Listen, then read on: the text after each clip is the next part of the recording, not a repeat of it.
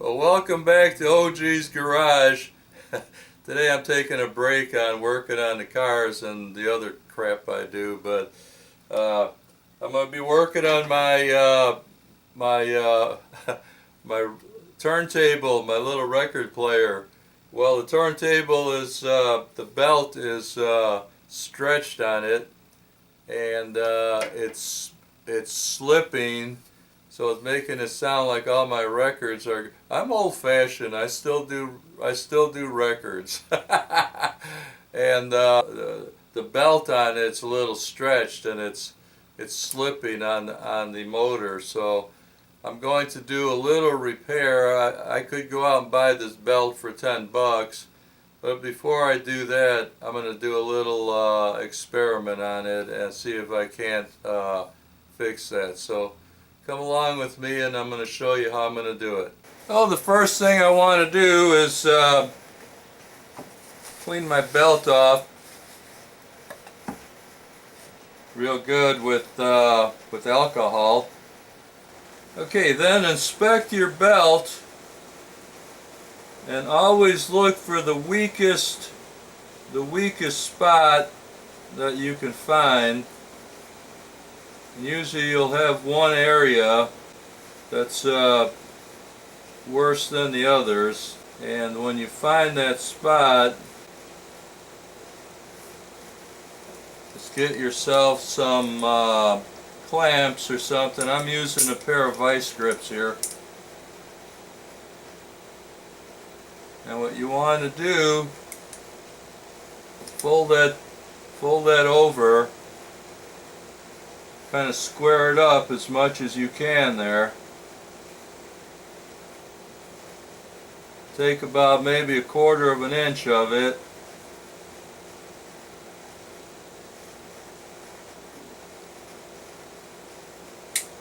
And just pinch that area off.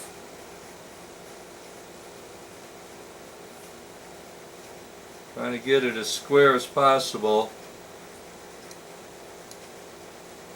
Now you can use different clamps or whatever you want to do.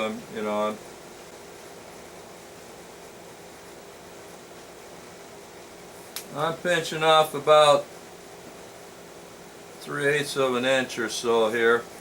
When you pinch those two belts together, the two ends, make sure that it's tight enough that your super glue won't seep past that point and get onto the rest of your belt. You don't want any super glue or any glue on the belt surface. So make sure when you crimp it that it's tight enough that you're sealing off that little tip from the rest of your belt.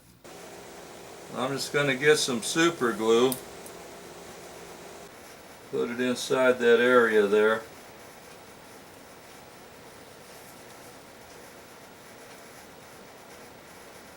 And pinch it off.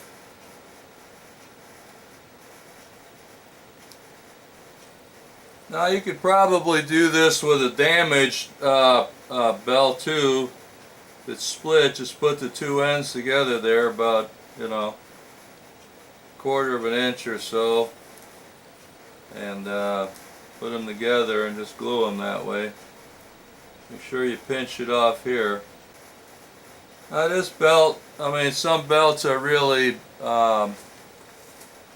pretty well damaged and cracked and dried. You just replace them. There's no sense in monkeying around. They're relatively cheap, maybe $10 or something. You go online.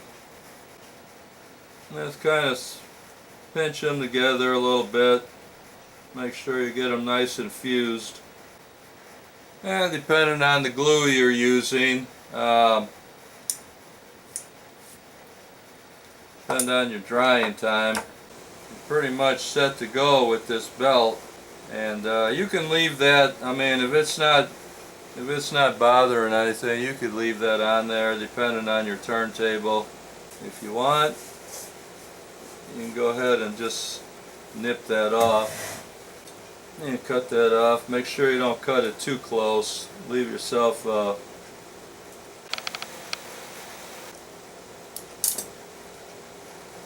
little wiggle room. If your belt is already broken and you're going to try to do this repair,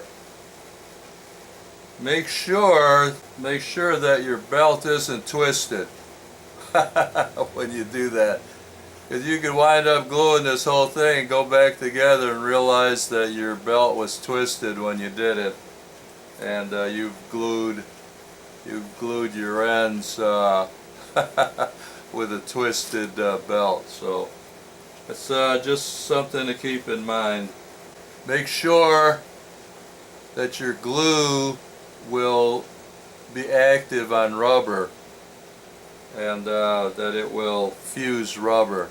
It's something to try before you go out and spend 10 bucks on a belt, and if it works, it works. If it doesn't, nothing ventured, nothing gained, right? So if it works, you saved yourself 10 bucks.